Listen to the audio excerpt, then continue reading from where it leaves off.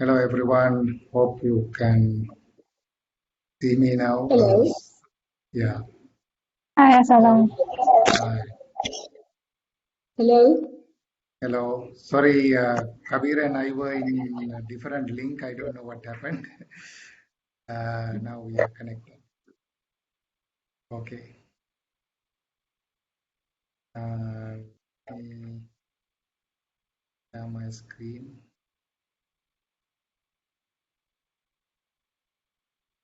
Do you hear me, Estela? Yes. Yes. I just wanted to check, is my voice too loud or too silent, or is it okay? It's okay. It's okay. Okay. Is Nicholas Fine. there? Yes. Hello, everybody. Can you hear me? Yes. Yes.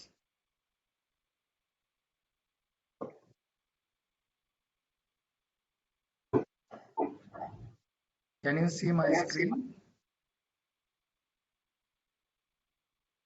Yes. Yes, I can see it, yeah. Okay. Thank you very much, and apologies because we were in a different link, but we don't know what happened. And so we are starting now until others join because I know that it's the last day of the conference and some people are coming from the previous sessions. They just finished it. So a strengthening demand for evaluation for decision makers to use evidence in maximizing sustainable development. And we have exciting panelists, and this is organized by the Global Parliamentarians Forum for Evaluation and Asia Pacific Evaluation. In the context of decade of evaluation for action, Eval for Action in short, at the European Evaluation Society conference. And today I'm the chair of your panel.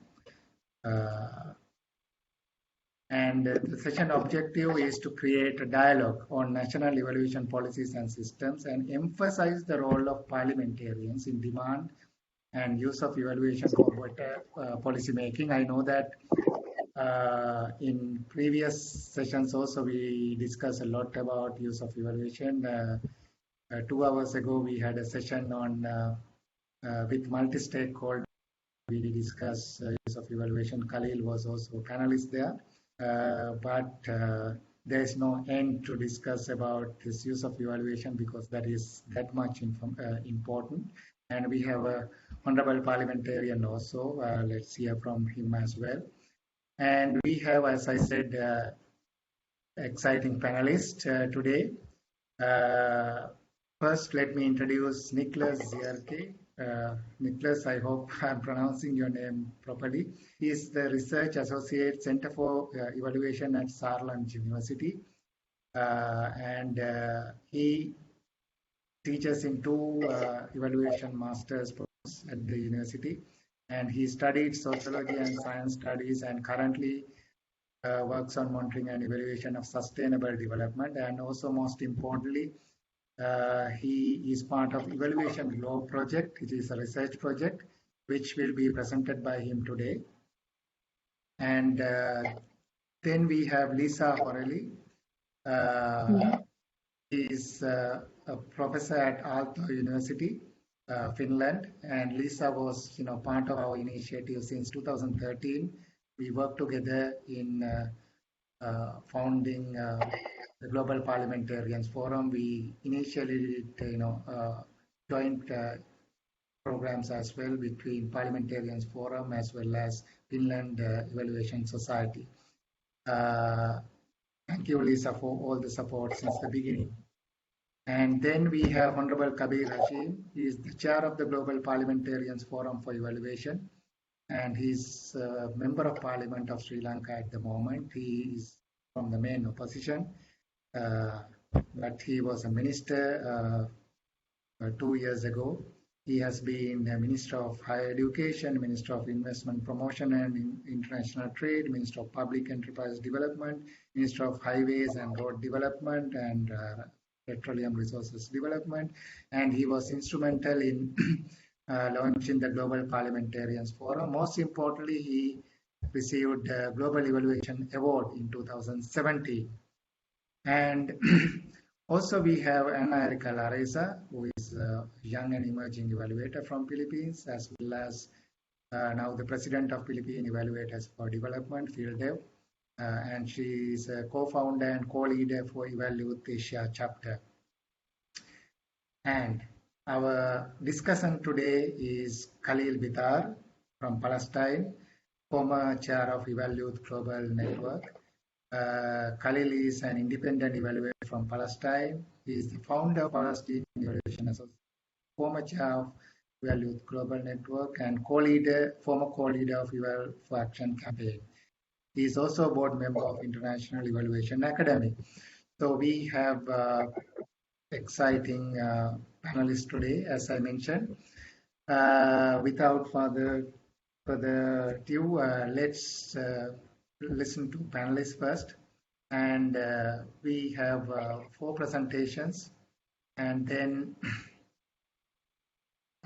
we will have Khalil as discussant share his views, and then definitely we want to have a discussion with participants as well.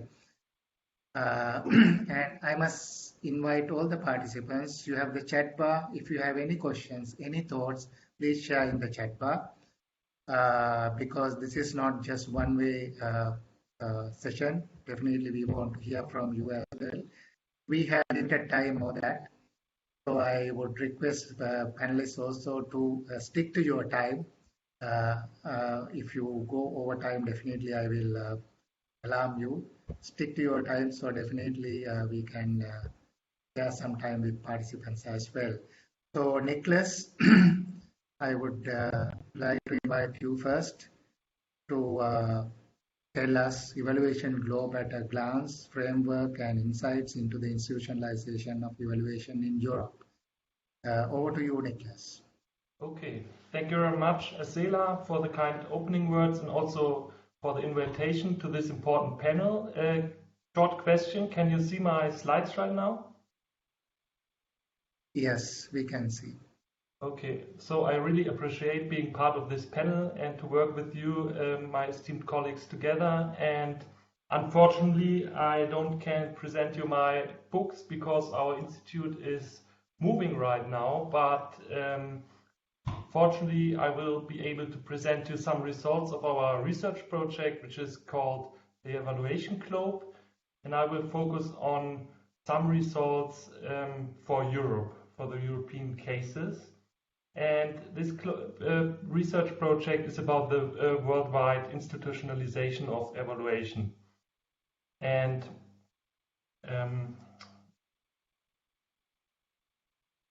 first of all, I would like to give you a short overview about the state of research, which is only a selection. So Furubo and colleagues presented the first systematic overview about different country-specific evaluation cultures in 2002. 13 years later, there was an updated version of these findings with the first systematic comparison. And all these authors listed here, like Rosenstein, Wolfgang Meyer, Thomas Wittmer and colleagues, all these authors contributed to the research on national evaluation policies, the institutionalization of evaluation, and the professionalization of evaluation. And the focus of the most research was on Europe, the United States and Canada. And that was also the starting point of the Evaluation Globe research project, because the aim was to change this. The first work was published by Stockmann and Meyer, which covered countries of all continents. And now I give you a short overview about the methodological framework of this book here, published in the Palgrave Publishing House. So the goal is to get a systematic and worldwide description of the institutionalization of evaluation in different countries covering all world regions. And the methodological tool is are case studies, which should provide a detailed as much description of the individual cases. And Another methodological tool is the analytical framework, which is provided by the editors, and this is this should guarantee comparability, and it's obligatory to use this framework, and it's elaborated using systems theory. And here on this slide you can see the three major systems. The political system, the social system, and the system of professionalization. And I will not go through this table now, but I will present you some results of each of these subcategories listed on this table here. So first of all, some results on the institutionalization of evaluation in the political system. One very important aspect of institutionalization of evaluation in the political system is it's anchoring in legislation or legislative processes and structures, and the result of this book is that there is no real strong anchoring in the legislation. Only France, the Netherlands, and Switzerland. In 7 out of 16 investigated countries, there are national regulations and decrees like national evaluation policies. And it's also interesting to see that almost all countries have such regulations at the sectoral level, which means on within specific policy fields like science policy or education policy, for example, or health policy. That's quite frequent. And in 11 out of 16 countries, there are either internal evaluation units or in the ministries or even autonomous evaluation institutions. And only 4 of the 16 countries have both. So that's the question about institutionalization of evaluation within the governmental structures. And in some countries, in 7 countries, also national audit offices have the role to conduct evaluations. So now for our session today, it's quite interesting to look at the role of the parliaments, and this the first volume found that in European parliaments, evaluation is only carried out to a very limited extent. The Swiss parliament would be one example, which is like something like a pioneer country when it comes to the role of evaluation within the parliament, because it also has the right to commission evaluations, and it also utilizes evaluations, and even on the cantonal level. So that's a very special case here, and that's why I would call it a pioneering country. And in the Netherlands, there are discussions about evaluations within the parliament, but the parliament doesn't really commission evaluations. So also, there are different sectors in which evaluations are carried out. There are 2 clusters, one could say. One cluster in which evaluation is used in many different policy fields, and then the other cluster in which there's a very low sectoral spread. So the field is really divided. And here you see a map of the results on the role of evaluation in parliaments. That's like a summary of what I've already told. So here, very quick, one very important result of this book is that the fact that the degree of institutionalization correlates with the evaluation use. The higher the degree of institutionalization of evaluation in different structures, political structures, the higher the evaluation, or the more likely the evaluation use. And also here you can see again the 2 pioneering countries of the Netherlands and also the Switzerland. And so the main tendency to sum up these results on the political system is that legal institutionalization by laws and policies and regulations, as well as organizational anchoring in governmental structures and audit courts, contributes to evaluation practice. However, many case studies also highlighted some challenges in this process, especially the fact that evaluation is transformed in some countries into bureaucratic routines. And here we find the risk that it's getting a completely formalized technocratic tool. So that's a challenge here. And evaluation is also mixed up with other practices like accreditation, for example, or consulting practices. So very short now, because I only have 7 minutes left, some results on the social system. Here it's quite interesting because this first volume found that there is a surprisingly uniform result when it comes to the institutionalization of evaluation in the so-called social system. And here you find some important categories of this dimension, which is the social system. For example, civil society organizations only rarely use evaluations as a management tool. And there's also a little demand for evaluations from citizens and CSOs, and also participatory approaches of evaluation are not really developed and used. Reports are often accessible in the most countries, but they are not really discussed in public, and one could label this as a weak public impact of evaluation in the 16 European countries, in the most of them. So there's a correspondingly, there's also low public knowledge on evaluation. However, the interest is there. The challenge here is to make evaluation that it's perceived as a learning tool, a social learning tool, and also that the added value of participatory approaches to evaluation should be seen in the future, maybe as a development field. So then some view results on the system of professionalization. Here we find a quite high decrease of professionalization, especially when it comes to the existence of professional associations like networks, also when it comes to the existence of master degrees. However, there are only 3 evaluation journals, and also only few countries have evaluation standards. So there is some improvement possible here.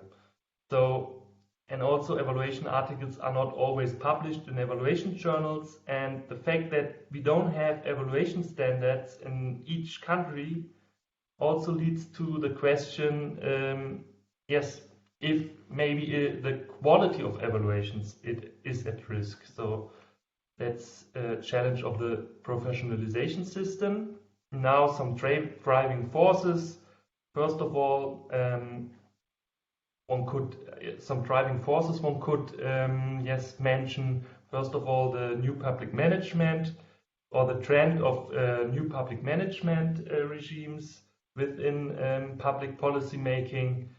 Then also in the case of the European countries, it's also important to mention supranational tendencies like the EU Structural Fund, which made evaluations become a widespread practice. Especially the impact on the Eastern European countries have been very huge. So I want to come to some conclusions. First of all, one of the major results is that evaluation seems to be a policy-driven phenomenon. The political system determines the demand for evaluations, and the other 2 systems don't really have an effect on the other on the political system. So to use a term of Niklas Luhmann, there's a weak structural coupling between the 3 systems. So for example, we have high degrees of professionalization, but there are no real spillover effects on other systems visible. So the question is how it could be institutionalized to have these kind of spillover effects. And finally, further research is needed because with the first volume here on Europe, it was not possible to identify conclusive explanatory patterns. And that's why also further research is needed. And also our next volumes will try to find some conclusive explanatory patterns. So one last sentence on some review, last sentence on our conference theme this week. In view of an uncertain world, the institutionalization of evaluation in all three systems can contribute to better decision making. And in my eyes, parliamentary anchoring is a very important factor to this in this process. However, I also want to highlight a question, and that's the question of the variety of evaluation, which is getting institutionalized. That's a term of Holger Strassheim, and I think we have different, or he points out different varieties of evaluation, and I would say each mode of evaluation goes hand in hand with different capabilities to contribute to sustainable development. So there are more learning-oriented approaches, more legitimation-oriented approaches, and all these different approaches have different capabilities to contribute to the Agenda 2030. So the road ahead of our project is that we plan to publish a volume on Asia Pacific, which is in the review stage right now, and right now we are also looking for authors for the Africa volume, which should be finished by end of 22.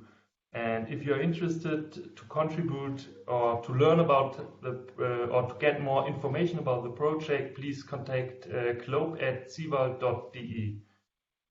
Yes, we're really looking forward to work with you together. And that's it from my side, and now I hand over to my colleague Liisa Horeli, who will present you some experiences from Finland.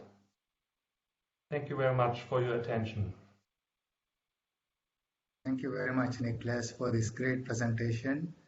And it gives a lot of insights about institutionalization of evaluation in three aspects: political system, social system, and professional system, especially in the parliament, which we are discussing as well. Like Niklas mentioned, so Liisa will bring perspectives from Finland, how it works in Finland. Liisa, over to you, and please share your screen as well as yes, in the chat that I can't find how to share the screen. How should I do it? Liisa, I have my you're on the top of the screen. There are 4 buttons in the middle. One is the camera, one is the mic, the third one is the share screen. Oh, okay. Yeah. Okay, yeah, I found it. Yeah. Entire screen. If your presentation is open, now it's the want to share. And your presentation should be in that list. Yeah. You get a window. Okay. And that, okay. We can see your screen. Can you see anything? I can see my screen. We can see your screen, but open your presentation, then we can see that as well. Yeah, but I can see where my PowerPoint is now. Where should I put? Oh yeah, okay. No, yes. That's another one. No, that's from a recent one. No, that's not either. Okay, I have to take it from. I had it here, but I have to. But meanwhile, okay, here it is. Yes, this one. Can you see it? Yes, we can. Can you see it? Go to the presentation mode. Yeah, I'll do it. But before that, can I ask a couple of questions from Niklas? or should I spare them for later on? For later, and because we have limited time, Okay, I would not go to okay, questions now, and okay. you have 10 minutes. Okay, So please, okay, I'll try to put, okay. Yeah, please. Okay, so just a couple of words on my background. No, why did it go now backwards? Now I had this. Sorry for being such a. I had to put it back. Okay. Okay. No, here. Sorry. Well, about the background, so I've been working within the university, but also then I've been many years president of the Finnish Evaluation Society and also board member of the European Evaluation Society, where I met Asela, or we had this project together. And our highlight was when I met Kabir in Colombo, who is also participating in this session, and that was really a wonderful experience of how the Global Parliamentarian Forum got really into working with the Colombo Declaration. So I'm very happy to be here on this panel today. So the aim of my presentation is to present and discuss how the evaluation of Agenda 2030 can be used to co-create the national evaluation policy, which we do not have in Finland yet, and why I have the Mona Lisa here. So it is and it still will be a rather mysterious relationship, because it's not so easy to create the national evaluation policy. So I also go to the background, and Niklas presented already some of the historical facts, and my background really began for this panel also during the International Evaluation Year 2015, when the Eval partners launched the Evaluation Partnership Initiative, engaging parliamentarians for an enabling environment. And then we all of us who were here, Pakistan Evaluation Network, which worked with Parliamentarian Forum on Developmental Evaluation, and then Community of Evaluators South Asia, and then European Union. We all worked on the same project because they wanted to have a bigger project and not 3 separate ones. So that started a process where, first of all, where at least I tried to define some of the basic concepts. For instance, what is an enabling environment for evaluation, because it's a fuzzy term, and then what is the role of parliamentarians in the creation of this enabling environment. So I just go very quickly through some of the results, and first about the basic concepts. So what is the national evaluation culture? What is the national evaluation policy that we are talking about? And what is the national evaluation system? So the same atlas that Niklas was referring to produced that you can define evaluation cultures with 9 different dimensions or indicators. You can debate whether these are really the ones that describe the culture, but anyway, they give some kind of a picture of what we are talking about when we are speaking about evaluation culture. Observation is that these dimensions did not include the citizen voice, which I thought was a major lack in it. And then what is the national evaluation policy? And here again, Niklas referred to Barbara Rosenstein's surveys, 2 surveys where the national evaluation policy was then defined as a legislative policy or regulative framework that serves as a basis for evaluation across government agencies. That was at that time. I wonder whether it is that anymore, but we can discuss at the end Well, however, only a few countries have this NEP, and they are not in Europe, just like Niklas described a few minutes ago. So what is an enabling environment? Here we defined it that it's a complex setting for the demands, supply and use of evaluation, but it is conditioned by the national evaluation policy and evaluation system, and then it is embedded in the national evaluation culture.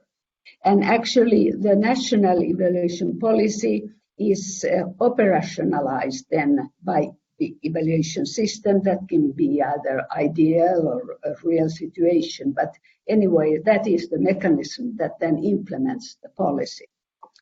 So here the sort of the theoretical results of that. But then we did a survey about the role of parliamentarians, and the result was that their role reflected very much the maturity of the evaluation culture. This would be interesting to see if Niklas agrees with this, or has the situation changed since 2015.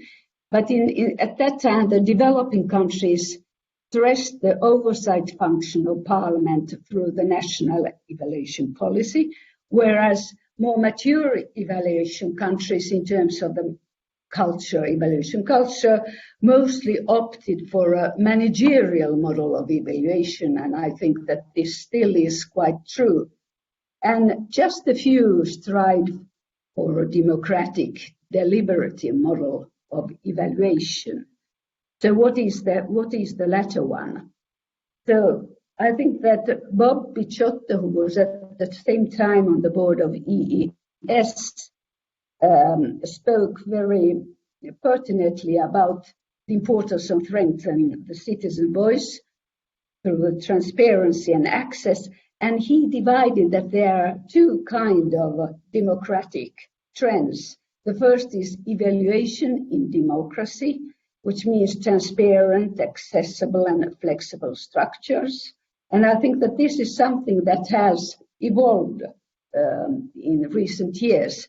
And the other one that has evolved even more is democracy in evaluation, meaning that we need flexible epistemologies and mixed empowering methods. And I think during this conference, and especially during the workshops, so we have heard very many new flexible epistemologies and new methods too. So that made a new question. So is a NEP, national evaluation policy, necessary for every context, or is evaluation readiness or culture more important? So this is what we discussed during many years in the Finnish Evaluation Society. And first the answer was sort of no to NEP. At least I thought that is not necessary. But during the past 2-3 years, I've become more positive to those national evaluation policy. And we've tried in the Finnish Evaluation Society to work very much towards a NEP. And especially we've been involved with the evaluation of the Finnish Sustainable Development Goals, which was one of the first SDG evaluations carried out. It was carried out in 2019, and it was one that was not only theory-based, but also had many different approaches, and it was really participatory. So it collected, I would say, 200-300 people participating in this evaluation, and it even had some impact on our government.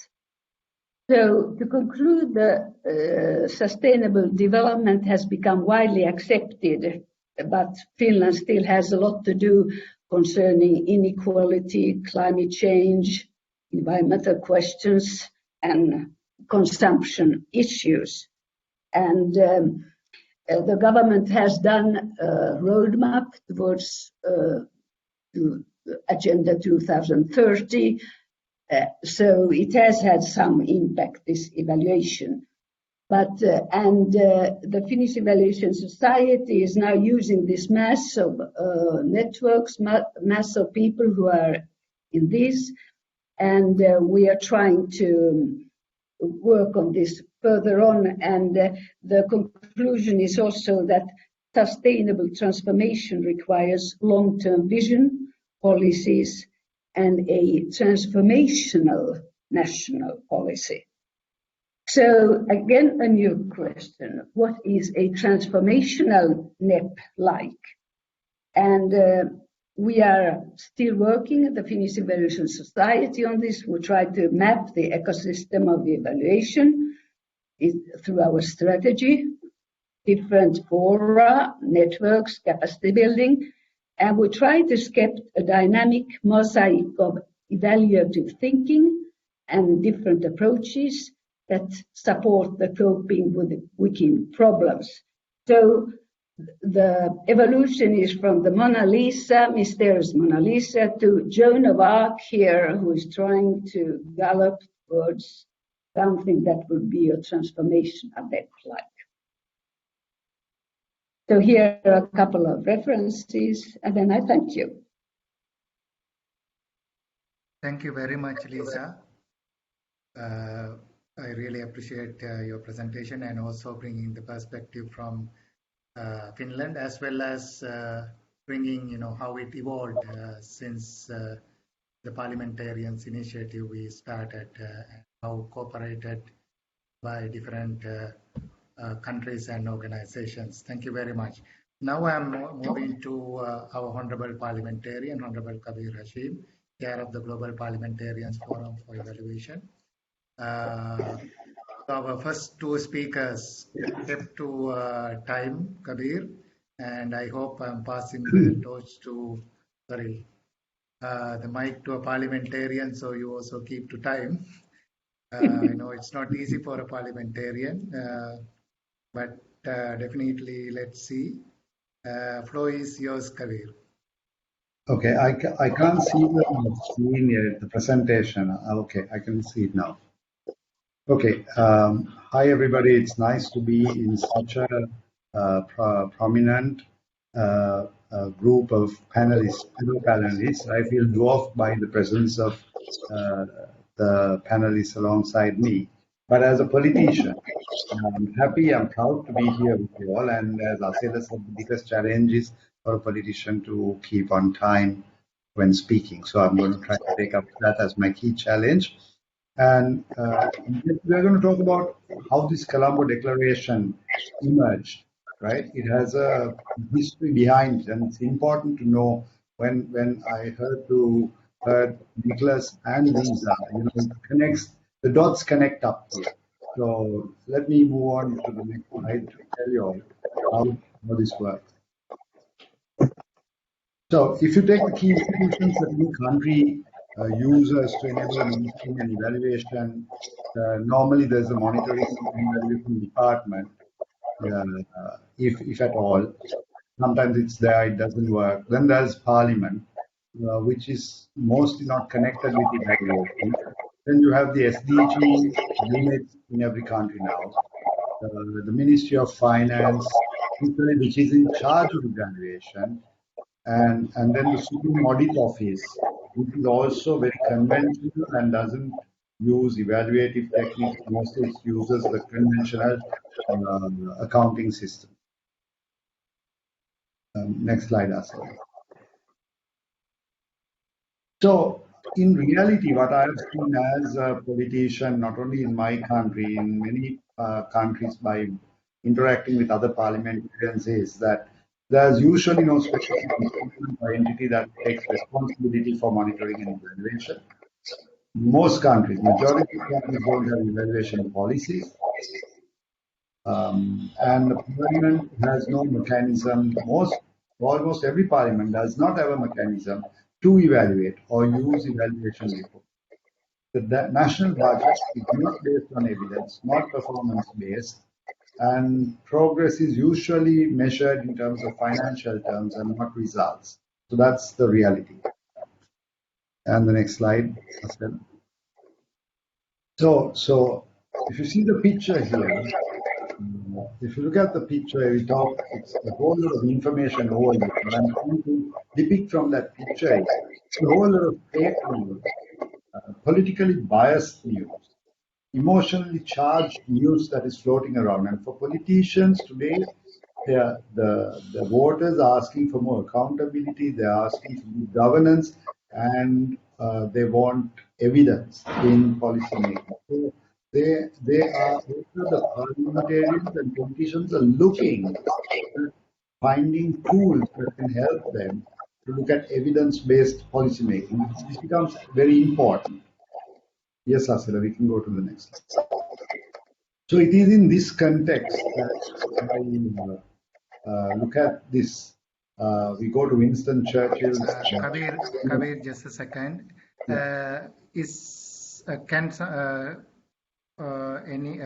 I think someone is, not muted. Can you all mute yourself, please? Because we hear an echo from the speech. That's why it's not very clear. Thank you very much. Kabir, please continue. Okay. So taking this quote, true genius resides in the capacity for evaluation of uncertain, hazardous, and conflicting information, unquote. Now, why I said this was that, because of this situation, countries had to be forced into looking at evaluation more seriously. And after we moved off into more or less country-led evaluations from donor-driven evaluations, parliaments began to think more about evaluation in a more serious way.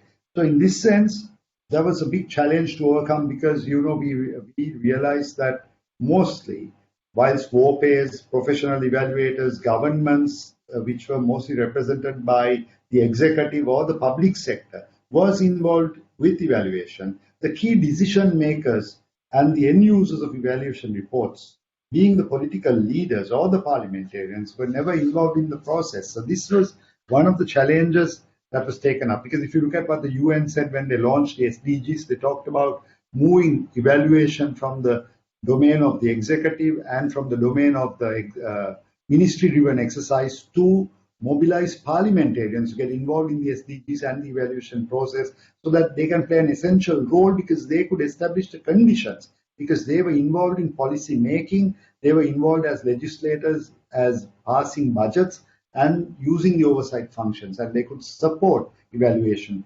rightly. So the evaluators, as a result, there was a big gap between the evaluators and parliamentarians. It was not coming together. That is how we decided in 2011-12 to start the Global Parliamentary Forum for Evaluation. We wanted to get parliamentarians involved. There were champions who wanted to use evaluation, but the evaluation community was not getting together. So we started moving to work with evaluators, with VOPAs, and parliamentarians, selected parliamentarians started moving this. Asela, we can go to the next slide, please. So the Global Parliamentarians Forum, a brief background is that we started this in South Asia, in the most remotest corner. We started, and 3 parliamentarians, we started it off, and by 2015, we had successfully launched the national evaluation, the International Year of Evaluation in Nepal, and set the stage for a national evaluation policy in Nepal. And we started to facilitate a dialogue between the parliamentarians and evaluation communities.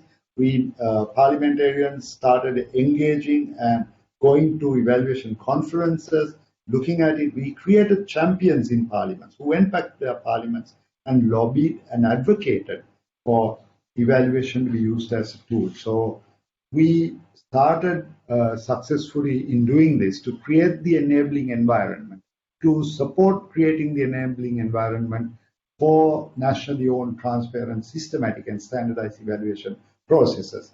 So we knew that there were challenges, and we managed to go through many of those challenges. And today, the Global Parliamentary Forum for Evaluation is supporting and empowering parliaments to deliver evidence-based policy that helps achieve good governance, sustainable development, and social equity. Why we use this is we realized that evidence-based policy making is a very complex task, and when you have to make decisions in developing new policies, it's not a technical process alone, because there is limited resources, and how you maximize on these limited resources is a political decision, and that politicians have to be in the process. So this awareness is now very much in the minds of parliamentarians, and we've played this role more and more, and we're getting involved in the process. Now, the achievements that we've made, it has been a slow journey, and I looked at what Nicholas said, what Lisa said, and what we've been able to get parliamentarians across the globe together, work with evaluation communities, professionals, and they have gone back to their countries and have been able to promote national evaluation policies in most of their countries. In Sri Lanka, we've already got cabinet approval. We've submitted a draft national evaluation policy in our parliament. In Nepal, the same. In Kenya, in Bhutan. And it's worked in many countries over that parliamentarians are lobbying and getting governments to accept and to mandate national evaluation policies and to be legislated. So this has become very important. Can we move on to the next slide? So these are some of the milestones, like we had the National Constitution in 2015 adopting a draft national evaluation policy in Nepal. In Sri Lanka, the national evaluation policy was endorsed in 2018. Japan in 2001, Philippines in 2015, Indonesia, Mongolia. So in most of these cases, Global Parliamentary Forum has been involved, and we've worked in, Natalia, who's been in some of the other panels, also a member of parliament in Kyrgyzstan, has taken it to another level in using evaluation in the parliament in Kyrgyzstan.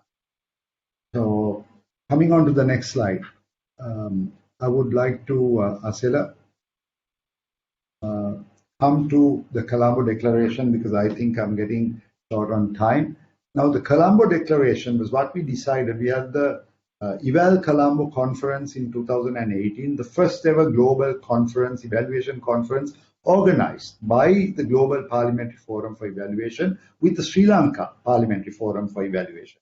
Parliamentarians organized an global evaluation conference. Now that's a first, but that was the kind of interest that the parliamentarians were taking, and why we came up with the Global Parliamentary why we came up with the Colombo Declaration was because we realized that it was very important that we set some a roadmap for us to move forward.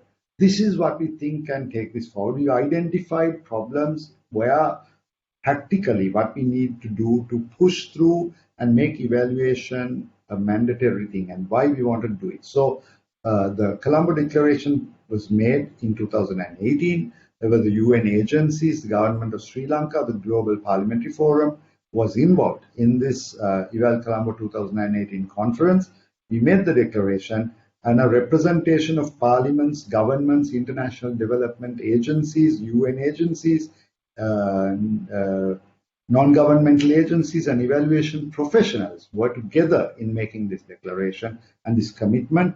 So 70 countries plus were involved, 70 parliaments were represented, and we identified the special role of parliamentarians in institutionalizing evaluation and the underpinning role of evidence-based policymaking to achieve goals such as ending poverty, ending hunger and inequality. So we committed to the process of evidence-based policymaking and to create an enabling environment. We also looked at forming the supportive legal and regulatory environment, because we needed that background for countries to legislate the process of evaluation. We believed in that because unless we realized that if it was not mandatory, if there was a national evaluation policy, then it became mandatory that every year their budget allocations were made for evaluation. There was funding for capacity building for evaluation. There were laws that institutions have to carry out evaluations. So we figured that this was important. The Asia Pacific Regional Evaluation Strategy also endorses that engaging parliamentarians is one of the 8 themes of regional evaluation strategy. So basically, today, engaging parliaments into the evaluation process has become kind of a common thought, and we think that it is important to move the way. So in that context, what we say is that parliamentarians need to advocate for an enabling environment, and for that they need to be committed to facilitate the key things. One is establishing a national evaluation policy and a governance structure. 2 is allocation of budgets for establishing of the system for evaluation, because you need to make it mandatory. 3 is the development of technical capacities within Parliament, because what we've realized is the practical issue is that parliamentarians are there only in transition. Every 5 years or 4 years in countries they get re-elected, some go out, some come in. So building capacities of only parliamentarians is not sufficient. So what we proposed is to build the capacity of Parliament itself. Through every Parliament has a research unit, and the research unit has to be trained. So in Sri Lanka, we have got support now to train the research unit, and the research officers are getting trained in evaluation. And for that, we moved one step further, professionalization of evaluation through institutionalizing training. We've started, IPDET is helping us in Asia Pacific region. There's a training program for parliamentarians and for parliaments. And this slide, if you look at it, you can see lots of parliamentarians and parliament staff in evaluation research officers are getting involved in this training so that they would be able to prepare evaluation reports accordingly. What our objective is, parliaments have very short times reading lengthy evaluation reports. Evaluation reports are like something like 150, 200 pages. A parliamentarian won't look at it. There has to be somebody who would summarize an evaluation report which he can understand in simple language, which he can take, go to the floor of the House and read off it and say what the results are, and he can speak on it. Therefore, we realize that Parliament needs to have an inbuilt capacity to feed parliamentarians with the necessary reports. So this was a very important thing that we've managed to break through, and we think that it has to be a common process in every parliament. The next slide, Asela. Also, parliaments themselves must be subject to internal evaluation of success of programs within and how parliaments are working. Then next slide, please. And what our key thing is for us to build bridges between partners and stakeholders is what is crucial. So what we are hoping to do is, as Global Parliament Forum, build bridges between parliamentarians and the evaluation professionals and to move forward. So this is what we've looked at, and I hope this connects up the dots with my previous panelists. Thank you. Thank you very much, Kabir. I know that parliamentarians are very busy, as you said, have a very busy schedule. But coming for this panel and sharing Global Parliamentarians Forum vision and what you have done is really important in this context. Definitely, we will have a discussion on this. Now, let me move to Ana Erika Lareza. She's the president of Philippine Evaluation Association, the BOPE. Ana Erika, you can share your screen and start the presentation. She will also explain how Philippines' experience in implementing Colombo Declaration. Kabir mentioned about the Colombo Declaration and the expectations. Philippines had some initiatives based on this because Philippines is signatory for this Colombo Declaration. And Erika, you have 10 minutes and over to you. Thank you, Asela. So I'll do my best to stick within that 10 minutes for you and for our audience as well, especially if they have questions. So yeah, as Sarah have explained, I am a young and emerging evaluator. So I would be, it is my pleasure to share, like, if you would take it a unique perspective on the Colombo Declaration and in the institutionalization of evaluation, especially here in the Philippines. Because I would say when this Colombo Declaration happened, I am still taking my baby steps as an evaluator. So I hope you learn something from our experience, and if you have any questions, feel free to put them in the chat. So yeah, so a bit of a backgrounder, of course, on the context of the national evaluation policy here in the Philippines. So the evaluation, monitoring, and evaluation being mandated in our government started as early as 1987. As early as then, they found the importance of linking monitoring and evaluation to the development of the development plan of the country. And ever since then, this sort of mandate of our national agency for evaluation developed into more oriented into donor-funded driven evaluations kind of thing. But nevertheless, the NEDA and the DBM throughout the years have recognized that, more than the linking of MNE to the planning, they've acknowledged the need for this to be linked on the budget, on the national budget of the country. So, stepping forward to that, there were several trial and errors on how they had to do this and conduct this. And it ended up with what we have and what Kabir have shared earlier in his presentation, which is the National Evaluation Policy Framework, the DBM-NEDA Joint Memorandum Circular. So this is essentially mandating these two agencies to work closely together and ensuring that MNE is integrated into the planning and to the budgeting of the country. So within this circular, this is mainly handled by three government agencies. This is the National Economic Development Authority of the Philippines, the Department of Budget and Management, and the Presidential Management Staff.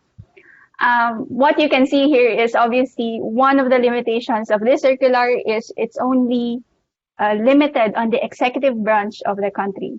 What this means is that it is not mandated to be implemented in the agency, in the government of the Philippines.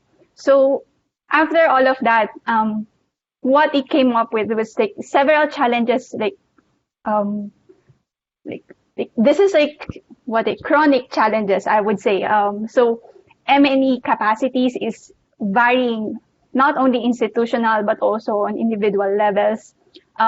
Certainly there is a severe lack of evaluators, especially in the government. What you should as Nicholas and Sir Kabir have presented earlier, usually MNE units, it's almost always integrated into the planning departments of every agencies.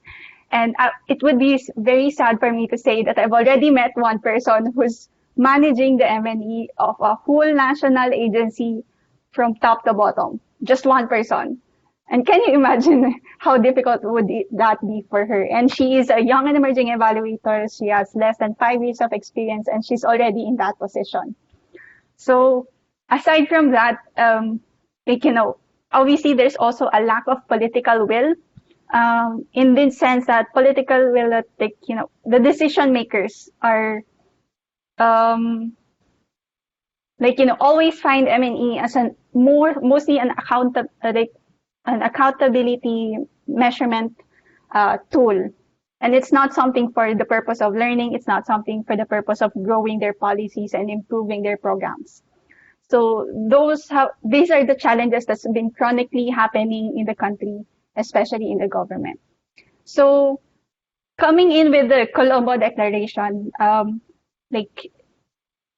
one thing that I would say is what Sir Kabir said true is that through this declaration, it has developed champions, political champions, especially here in the Philippines, to push for the institutionalization of the evaluation policy. So specifically, we had two. One was in the Senate, Sir Merwin Salazar, and the other one is in the lower house or the Congress, Sir Romulo Miral. And like after with PhilDev and in collaboration with these two political champions, we were able to successfully have the second APEA International Conference in the Philippines, and this was in collaboration also with our government. One of the days of this conference was held in the Philippine Senate, and we were very happy to have found finally a senator who was willing to pass the bill or submit the bill for the institutionalization of evaluation policy. And I am very happy to say that right after this, we now have not one, not two, not three, but 4 policies actually. Like Sir Kabir said, we had 2, so 2 in the Senate, in the upper house, and then 2 on the lower houses. And these are bills that pushing for evaluation policy. And these are and you would see that there is an interest for MNE, but there's still, and it's still on process on what will happen on these bills. Of course, that's the institutionalization aside, on the legislative branch of the government aside. There is still progress as well on the there are 2 tracks happening right now, one in legislative and the other in executive.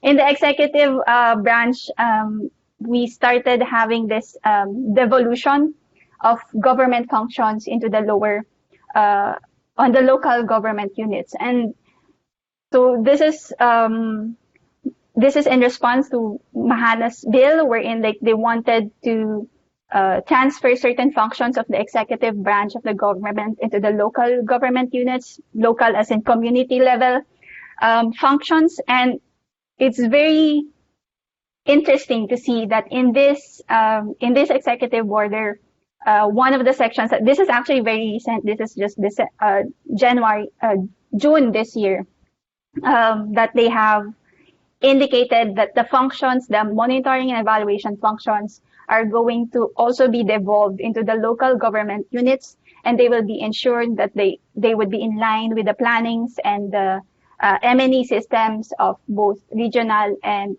national MNE systems.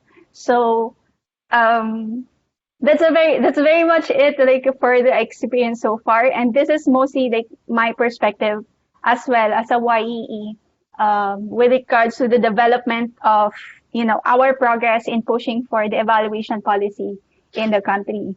So on the other side, you would see that because there is 4 bills, you would certainly see that there is some sort of disconnect, and also obviously there's a political perspective that's been happening in here as well, as to why we had 4 bills currently pending instead of just 1. And then and with all of this happening, there is still a critical lack of capacity building opportunities in the country, because once you review these bills, there's nothing about competency frameworks, nothing of capacity building plans. The situations are still the same. The challenges are still chronic challenges. So positive side, at the very least, there's still demand, there's still interest. And once this devolution happens and the MNE functions have been devolved into the local government units, it would certainly arouse the interest of the community-wise, and hopefully increase the awareness on the purpose and the function of MNE and how it will be helpful for the civil society. Just that's my very brief perspective on the progress of the Colombo Declaration here in the Philippines. So thank you very much.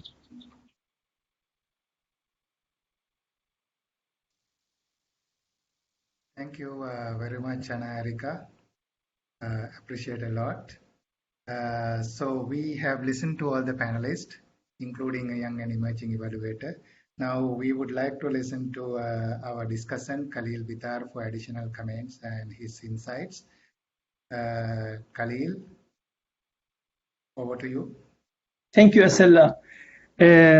Thanks for organizing many very useful sessions, Asela, and also leading a lot of this work. But it was a great pleasure really listening to all the presentations. We learned so much from them. I think I see the comments from the colleagues in the audience as well.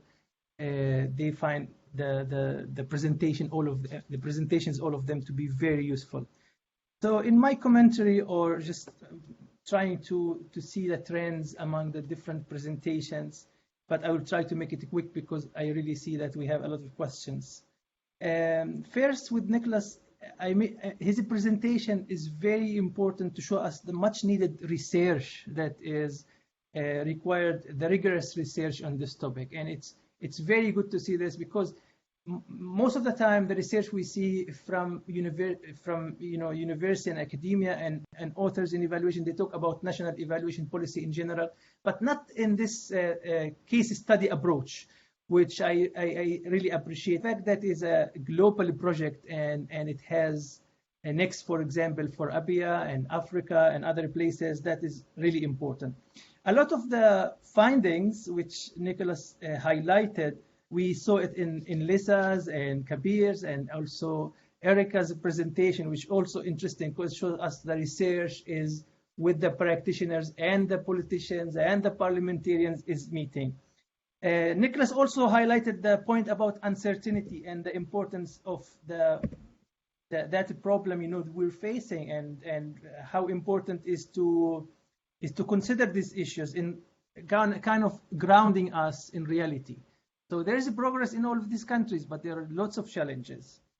And very interesting point because again, like Nicholas and his team is doing the study overall, but he highlighted the importance of the parliamentarians anchoring the whole process as essential, which I found very, very interesting.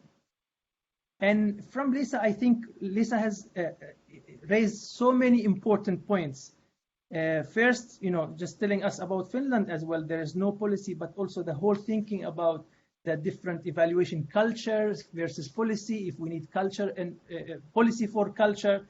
That's very interesting and continues to be interesting, especially in light of the citizen voice and evaluation in democracy or democracy in evaluation part. I think this is very important. Also, Lisa has raised very important point. Maybe in other presentation we talk a lot about it, but maybe Lisa highlighted especially is the role of VOBIs and how VOBIs can have important role in this work. And also I really like the idea, and I think maybe the audience find this a transformational national evaluation policy as something very intriguing, because if we're talking about national evaluation policy versus this transformational, where evaluative thinking and the purpose of evaluation rather than very methodological, because you see, I talk about from the MENA region, for example, we have one country, Morocco, has evaluation policy, or at least has in the constitution some articles about evaluation, but you don't really see it in practice because laws are there, but not necessarily the practice. And this moves us to Honorable Kabir presentation, which has a lot of points I have highlighted. But before even going to this milestones, things that happened really in APIA, which is, in my view, and I've been following this for many years now, has been a champion in many ways, champion in the region and champion regionally and globally. But also Honorable Kabir has showed us that there are a lot of complexities and uncertainties, which is really related to the conference theme, and to ground us as well that there's lots of progress in that region, but still it's difficult everywhere, and especially the work of the Global Parliamentarian Forum has been kind of against the current in a way, because the uncertainties that exist there. But the point of the Colombo Declaration in 2018, it's a milestone, it's a tipping point that, in my view, and from the different presentations, I think it could And it did change a lot on the work done, not regionally, but globally. And from my region, in the MENA region, I know that the Colombo Declaration has been very beneficial, and there are very active members in the Global Parliamentarian Forum. And also, I am glad that people are including it. And I wonder for Nicholas as well, how much the Colombo Declaration, for example, maybe for the ABIA study, you will focus also partly on that, but how much of the interaction with other regions, because you mentioned the different countries, but it would be interesting also to know what are the reasons for key, like for the countries you highlighted, Netherlands and Switzerland, have they been working regionally with other, have they benefited from something like the Colombo Declaration?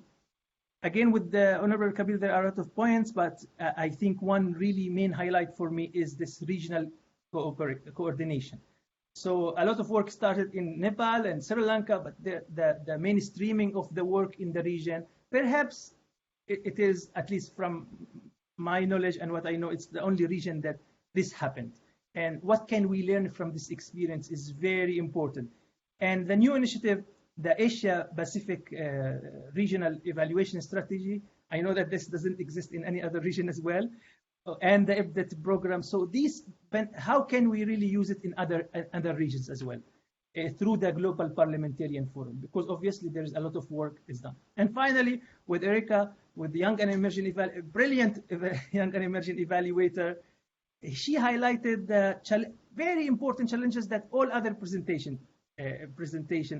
highlighted, but additional one perhaps. You know, the whole thing about the capacity, about the political will, but also the supply of evaluators. And okay, we have the nice work and coordination on the top level, but in the end, this one person, Young and Emerging Evaluator worker to coordinate all of this.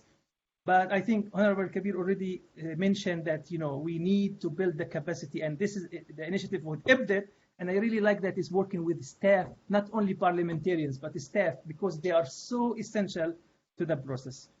And Erica also highlighted the issue of champions, and maybe the other colleagues did not, because they themselves are champions, but we saw from many of the initiatives happen without the champions, things work very slowly. And in the parliaments, especially, I think I've seen this in our region, MENA region, another region, that the champions are essential for all of this to happen. But one final point is about all presentations. We see a lot of challenges. Parliamentarians are so important to the process, and including politicians and all of this. But at the same time, the issue of progress, there is a progress, and how to build on this progress is essential in my view. Thank you so much for great presentations, and back to you, Asela. Thank you, Khalil. Thank you very much for your very valuable insights, and you have 360-degree view on all this, because you are familiar with parliamentarians, you are familiar with different regions and young and emerging. Also, I think your studies are more relevant to national evaluation systems and institutionalization. So I think you are the best person to share your thoughts about what has been said by the panelists. So now it is time to engage participants, as well as discuss with the panelists if there are any additional comments or many entry points. A lot of work, good work that can be done. We just need to pragmatic ways of. It's a lot we can do if we bear in mind that it's all about supporting. Is that Lisa? To achieve their developmental aspirations. Is that Lisa? Thank you. Thank you very much, both of you, for joining and everything. It's Abba. Yeah. We ahead of time, but the session is our speak and conclude. Sorry, I can't hear very well. Who is speaking? Abba, right? Abba, we can't hear you very well, but before that, there is a raised hand from Bert Perrin.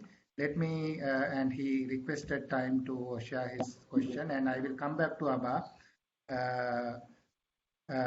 Bert, are you ready to share your question or thoughts? Yeah, yes, And very, thank you.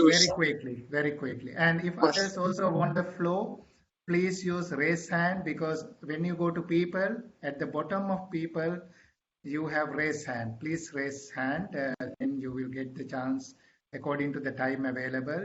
Bert, floor is yours. Very quickly, you can share your thought. Thank you for a fascinating session.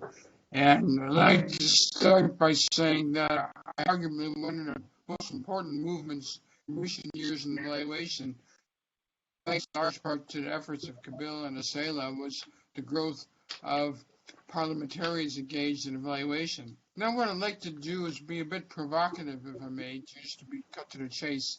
The title of the session is Increasing Demand for Evaluation. And I think it'd be helpful to demand for evaluation by whom. And what I think most of the time is demand for evaluation really from those mainly in oversight functions, demand for evaluation about what others are doing. I found very fascinating that our young emerging evaluator, Anna Erica, was raising the importance of evaluation for learning, for improvement. Kabila was saying much the same thing in his remarks. We need to engage staff. And is there demand for evaluation amongst those who are actually engaged in trying to do policies, trying to do on the ground to show how to improve things? There's a danger if it's too much of a top-down accountability approach. This makes it very defensive for those who are really trying to work in trying circumstances. So how can we make it easier for them to ask questions, get help about how they can do better? Okay, thank you, Bert. Thank you very much. Abba, are you ready to share your thoughts? We will take yes. And then go to panelist. Very quickly, you can share yes. your question. All right, thank you. Thank you, the panelists. I just want to ask, as Honorable Kabir concept on evaluation in Africa, has he been following up of the cleansing of the APNODE? I just want to know, because it's like since the creation in 2014, not much has been achieved. Just want to know how far has it gone? Is there like collaborative efforts? Because as far as I'm concerned, Africa needs evaluation more than other regions or continent, I can say. That's my simple question. Thank you. Thank you, Abba. Thank you. Question is very clear. He's asking about African Parliamentarians Network on Development Evaluation, APNODE, launched in 2014. Of course, they're doing a lot, especially capacity building of parliamentarians. So what Abba says is need more, maybe in Africa. So we can take these two questions very quickly. I know that there are questions in the chat bar as well. I will come to these quickly. Honorable Kabir, you want to answer Abba's question first, and also maybe Bert's question, and if any other panelists want to answer Bert's question, we can quickly go to that as well. Honorable Kabir. Yes, thank you. I won't take much time. Abba, you have a point, but as a famous entertainer in the US, Lily Tomlin, said, the road to success is always under construction. So, it takes a long time. The journey's been slow, but I must tell you that, yes, we've not got to the targets that we are expecting, but there are cases that we feel incentivized to work further. Because if you take Uganda has a monitoring and evaluation unit in parliament, and they're doing pretty much well using the tools of evaluation. Nigeria is doing a lot of stuff. They're moving forward with evaluation. Recently, we had a discussion with them. So there are success stories, right? And South Africa, of course, has been a lead, even going down to scorecards and community usage of evaluation. But I know that as a group, because also in the last 2 years, we haven't been able to travel, we haven't been able to meet parliamentarians together and promote this further, that we have stumbling blocks. And we, as I said, parliamentarians keep changing. You need champions. You need parliamentarians who take up the cause and fight. So the champions move out, then it falls again. And then moving to Bert, I was very jealous of the background I saw. He's in a vineyard with, I was very jealous. I would have loved to be there. Yes, but the oversight committees are very important in Parliament. But again, capacity, as Erika said, the monitoring and evaluation capacities are very low in our countries. And therefore, capacity building and training must go in line with building political champions and taking ownership, and then having legislation in place, because mandating becomes important. Thank you. Thank you, Honorable Kabir. Thank you very much for these quick insights. We have about 5 more minutes. Very quickly, I see a question from Lisa to Nicholas. Why wasn't Sweden included in the project? It means about the Evaluation Globe research. And do WOPES belong to the social dimension? What do you mean by modes of evaluation? Nicholas, if you can take 30 seconds, 1 minute, and give a quick answer, that would be great. Thank you. Thank you very much for the questions. Sweden was not included because we didn't found an author, so it's really a pity. So of course it would have been a very important country, which definitely is interesting to study. So that's the reason why we didn't include it. And the voluntary organizations for professional evaluation are part, in our analytical framework, are part of the professional system. But of course, they also might have a social impact. So if they organize like campaign on Twitter, for example, this would be like a public impact, and thus it would be part of the social system. So that's how we see this. And now the modes of evaluation is actually it's possible to yes, what Bert just said a few minutes ago. That would be a possibility to yes, to differentiate different modes of evaluation. So a mode of evaluation which is more focusing on accountability, and another mode of evaluation which really focus on the learning aspects or functions of evaluation. And that's what I understand with this term of modes of evaluation. Thank you, Nicholas. You have another question. I will come back to that very quickly. I think this question is for Erika from Jindra, if I understand correctly. Terrific about devolution to local. Is there any local evaluation feedback upwards? Feedback on quality of implementation, also how are evaluations chosen? Erika? Thank you, Asela. And very interesting question from Jindra. If you're asking if there's an institutionalized devolution or like local evaluation feedbacks upwards, there is none. But I do know that there are cases where that is happening. And such cases is, like, for example, one of the only cases that I have ever seen was in the Department of Agriculture here in the Philippines, wherein there was just this one local agency who was in, like, of course it depends on the interest of when will such situation will happen. But in this case of this one agency, they were at risk of being dissolved because they could, like the government couldn't find an incentive to keep this department. So they used evaluation. They use the strength of their community to amplify their voices and give their voices, like, and justify their existence, justify their budget into their budgeting and their planning for them to be granted, the department be granted their own budget. And that's the only case where I saw that situation. But yeah, also on how evaluations are chosen, unfortunately, we still don't have, there's no standard process. It's always on as need basis and on the demand of the higher ups and the decision makers. I would also I'm gonna take one as well on adding on the champions as highlighted by Kabir. I remember one of the sessions I've also attended with Kabir is on the questions of developing champions. How do you find champions, right? Most people find this difficult, but in that instance, Kabir said, if you can find champions, you develop one. And I would like to say that, Sir Kabir, I think it's already happening.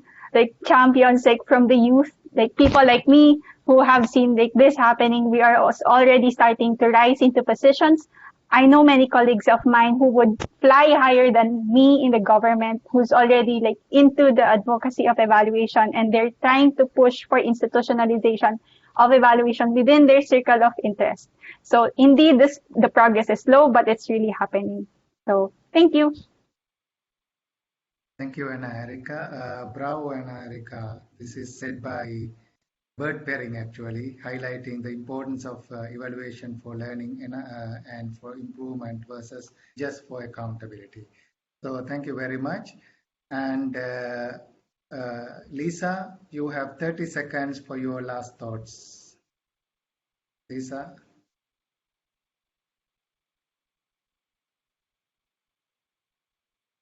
Lisa? No, I'm really amazed how the diversities from different parts of the globe brought together here really adds to the more than the sum of things. I think that we are on a good way in progressing towards better evaluation and distributing the evaluation and maybe evaluation results. So I'm very happy to have been able to participate. Thank you, Lisa. And next, Honorable Kabir, for your final thoughts very quickly, and then Khalil, you can sum up very quickly, and then we will. And meanwhile, Nicholas, you have another question from Stella. If you can answer that in the chat, that would be really. Honorable Kabir, please go ahead. Yes, I'm so happy to have been together with everybody else and to be encouraged by the fact that the struggle that we've taken from 2011-12 has yielded some fruit, and we think that you don't give up, you keep going, and we believe that parliaments across the world are going to get engaged eventually, and they will think of institutionalizing and building capacities within parliaments has to be promoted so that parliament has its own capacity, and when parliamentarians come in, they can get the reports they want from within the parliament. So we are building this so the oversight committees become more stronger in evaluation. I think today it was encouraging to speak with all of you. Thank you. Thank you, Honorable Kabir. Khalil? Just to say something that I actually attended also before a couple of sessions on this topic, and always fascinated to see that all the presentations and the case studies we have include very rich stories and efforts, but there is no one size fits all, and no one country is like another, and each country has its own way of doing it, and success in this sense is never the same in different countries. So I think our presenters brilliantly put this, that how it's different from different countries. And the second point about this, really it's similar. So maybe sometimes with the economy, with environment, where certain things you see very big regional difference. But what is interesting about evaluation, it's with the evaluation policy and evaluation work, actually, it's not that perhaps North America is so much in the front or Europe. Actually, there's work also from the global south and leadership in that. And this should be, something that we all happy about, because it's needed everywhere. And that's, I really see the hope in something like the Colombo Declaration and the work on the strategy for APIA and the work you guys are really leading. Thank you so much. Thank you so much, great panelists, Nicholas, Lisa, Honorable Kabir, Anna Erika, and our excellent discussant Khalil Bitar. And also I must thank European Evaluation Society for giving this opportunity. Actually, this panel was selected and then we sacrificed this panel to accommodate another session. But ES came back to us at, like last week and said, there is another opportunity. So that was great. And we got this panel again. I think, the panelists brought, a lot of useful and important points. So I'm really happy that somehow we made it.